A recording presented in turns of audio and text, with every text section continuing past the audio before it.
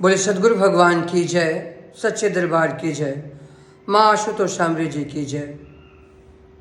भगवान श्री कृष्ण गीता के 8वें अध्याय के 21वें मंत्र में कहते हैं, अव्यक्तो अक्षर इत्युक्तस् तमाहु परमां गतिम यम प्राप्य न निवर्तन्ते तद्धाम परमं मम।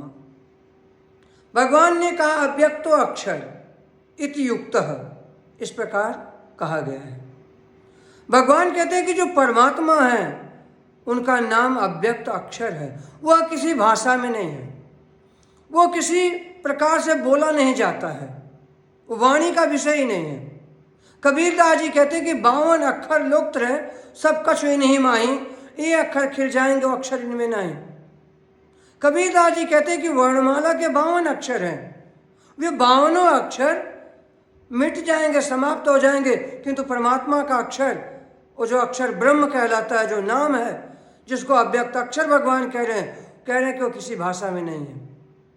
और जो उस अक्षर को जानता है वह परम गति को प्राप्त होता है।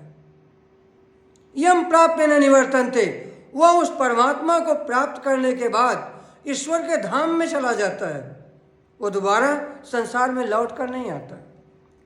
किंतु आज वर्तमान में तथाकथित बहुत से ऐसे धर्म गुरु लोग जो धर्म के बहुत बड़े वाचक ज्ञानी कहलाते हैं खुद को, वे आज कृत्रिम नाम दे रहे हैं, मंत्र दे रहे हैं, मालाएं दे रहे हैं, कंठी बांधते हैं, कान फूंकते हैं, जो शास्त्र सम्मत है ही नहीं, जो शास्त्र कह ही नहीं रहे हैं, और वो ऐसे कार्यों को करते हैं।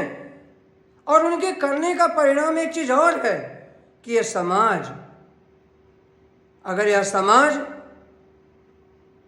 10-20 रुपये, 100-200 रुपये की साग सब्जी लेने जाएगा, आटा दाल चावल लेने जाएगा, तो 36 दुकान पर जाएगा, मोल भाव भी करेगा, किंतु जब गुरु बनाने की बारी आती है तो शास्त्र ग्रंथों का कोई परिचय ही नहीं करता है। उसको वह छोड़कर मनमाना आचरण करना शुरू कर देते हैं।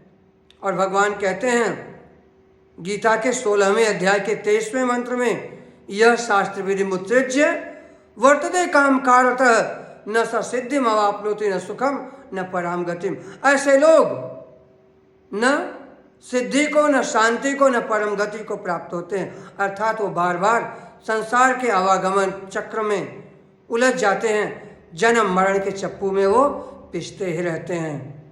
इसलिए अपनी सद्गति यदि आप चाहते हैं तो आप ऐसे संत की, ऐसे सद्गुरु की खोज करें, ऐसे संत महापुरुष की शरण को ग्रहण करें, जो आपको ज्ञान दीक्षा के समय मंत्र न दे, माला न दे, आपके अंतर्घट में अपने वास्तविक स्वरूप अर्थात परमात्मा के वास्तविक स्वरूप को प्रकट कर दे, दर्शन कर दे।